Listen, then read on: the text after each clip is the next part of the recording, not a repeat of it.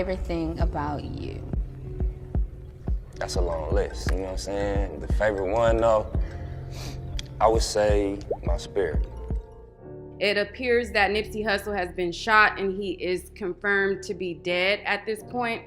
I was coming home and I'm supposed to be on a social media break, but this is very, very sad news. This is very sad news, something that, you know, I mean. Boy, this shit is so fucking crazy.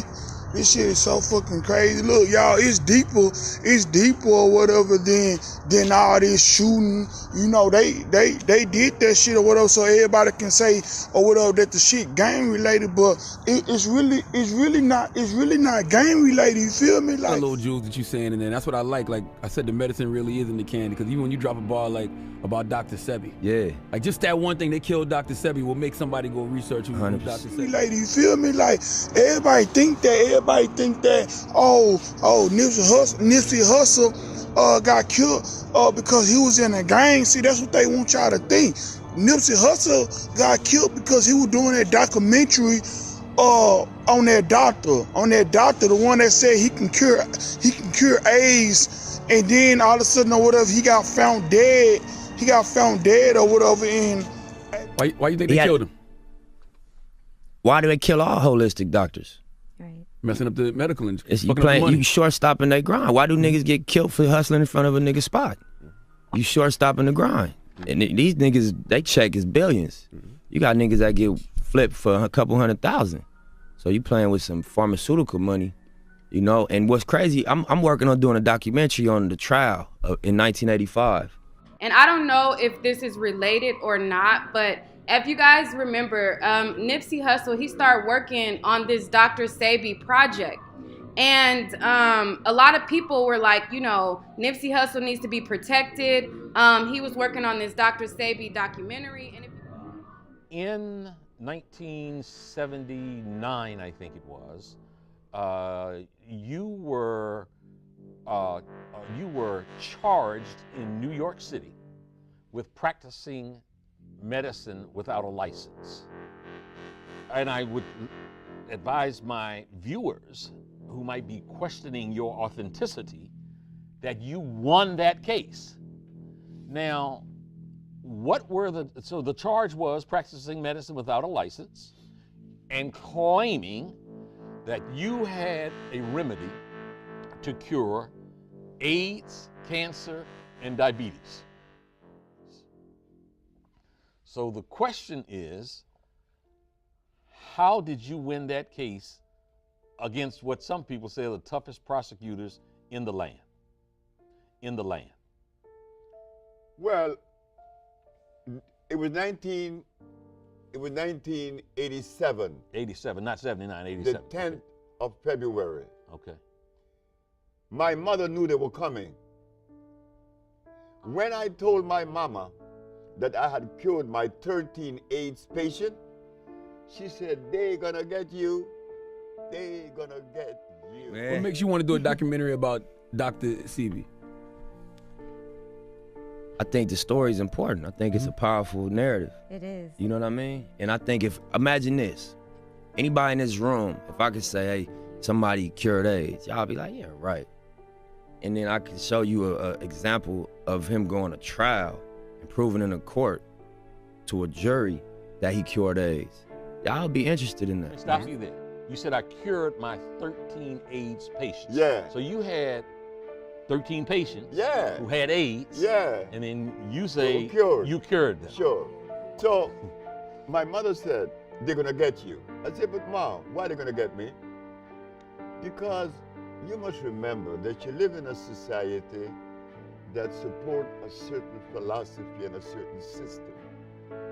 You be the color that you are, black, and then you going against the grain, they're gonna get you. Absolutely. And y'all would look into the way he did it, right? So I feel like more so than like championing his products or explaining his methodology, put some light on that case. So when I'm in my office on February the 10th, here come the detectives. You were charged with practicing medicine without a license.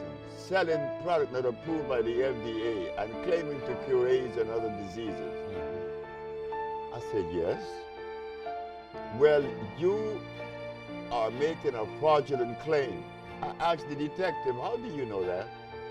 Because you were advertising in newspapers. Of course, I advertised in the Village Voice, the Amsterdam News, and the New York Post. And you were telling people through your advertising that you can cure AIDS, sickle cell, lupus, herpes, blindness, diabetes, paralysis, and others.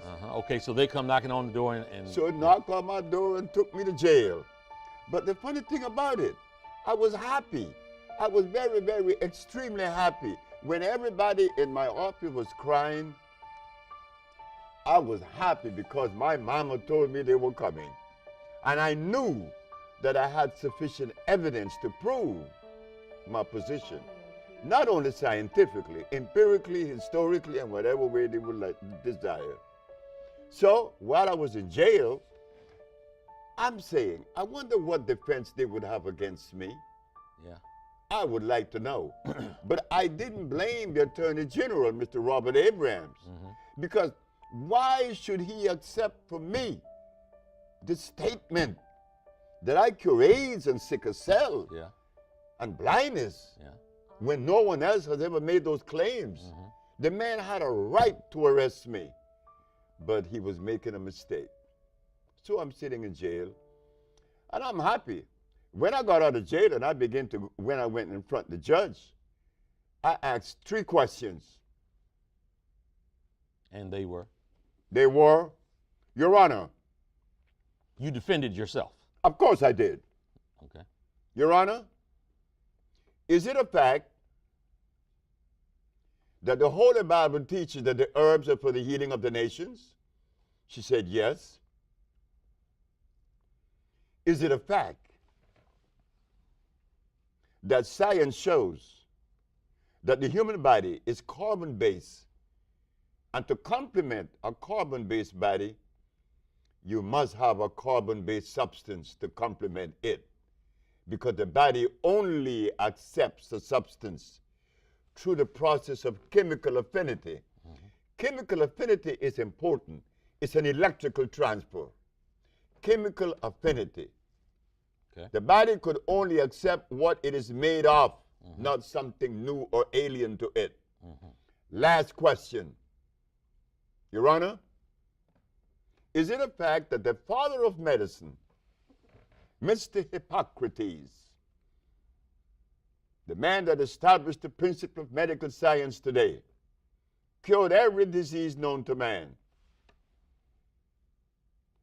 Did he use herbs or chemicals? She said, herbs. I said, thank you very much. I rest my case. Okay, go ahead. So I understood that the state were unprepared to defend itself. They were unprepared because in the past there was 2,781 cases that came before the Supreme Court and lost. I won. Not only did I prove scientifically, but I had the diagnostic sheets, and I do have them today. And those diagnostic sheets didn't come from me. They came from their school, their American medical accredited school. Did I read it correctly where there was some requirement for you to actually bring patients, a patient into court from each of those maladies, and that you brought multiple patients in court who, one, testified themselves, and that you had medical records, one showing that they were victims of the disease, and then showing that it had been cured by one doctor, and then a second doctor verifying what the first doctor had said? Yes. We have to remember this, that whenever you make a statement that goes against the grain, you better be prepared. You better be prepared. The judge said that I had to bring one of every patient that I had cured, and there was one that said others.